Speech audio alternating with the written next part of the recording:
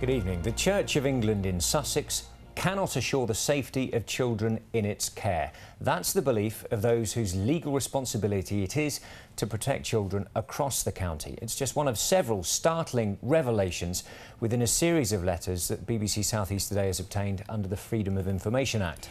The correspondence between East Sussex County Council and the Office of the Archbishop of Canterbury, Dr Rowan Williams, also reveals calls for the immediate suspension of Bishop Wallace Benn, the Bishop of Lewes. Our Home Affairs correspondent Colin Campbell has our exclusive report.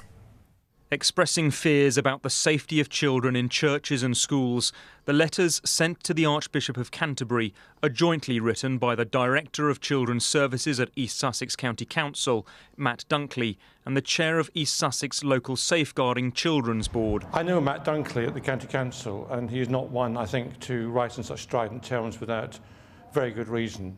On the 16th of May, they tell the Archbishop of Canterbury, "We do not believe current arrangements within the diocese can assure the safety of children."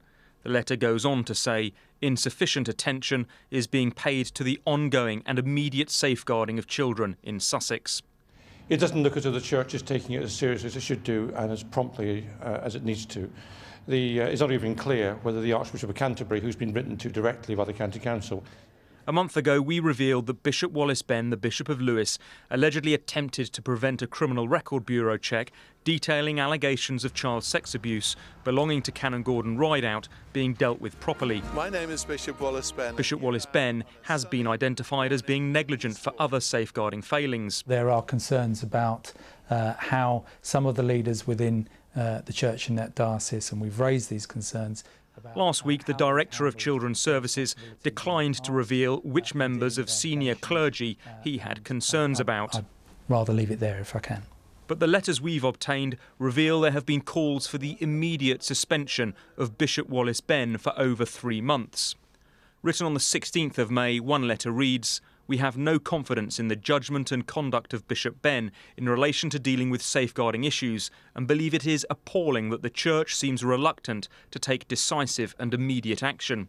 It goes on to say, Bishop Benn faces serious questions of, at best, his competence to ensure children are protected, and at worst, his gross negligence in the face of serious allegations against staff he was responsible for. His position as bishop is plainly untenable until these matters are fully investigated. The Director of Children's Services and the Chair of the Local Safeguarding Children's Board say these letters reflect their long-standing concerns and frustrations about the way in which Lambeth Palace was investigating the handling of safeguarding matters within the Diocese of Chichester. They also say these letters accurately reflect their strength of feeling on these extremely serious issues, but stress that these letters were never meant to be published.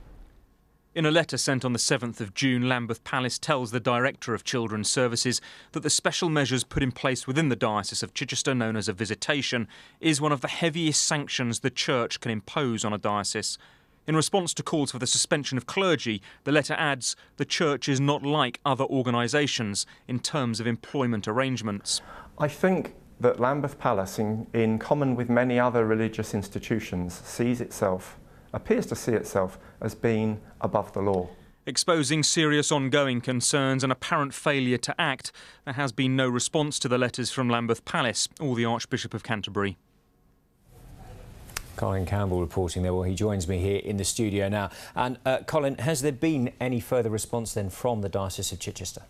Well, they say that East Sussex County Council has properly raised matters of concern with the Archbishop of Canterbury's office, whose responsibility it is to comment at this stage. As I said, we've heard absolutely nothing today from Lambeth Palace, and much of the criticism in these letters is targeted at Lambeth Palace. Now, the letters were sent to Lambeth Palace between January and July this year. Now, that predates the Archbishop of Canterbury's interim visitation report that looked at safeguarding failures within the Diocese of Chichester.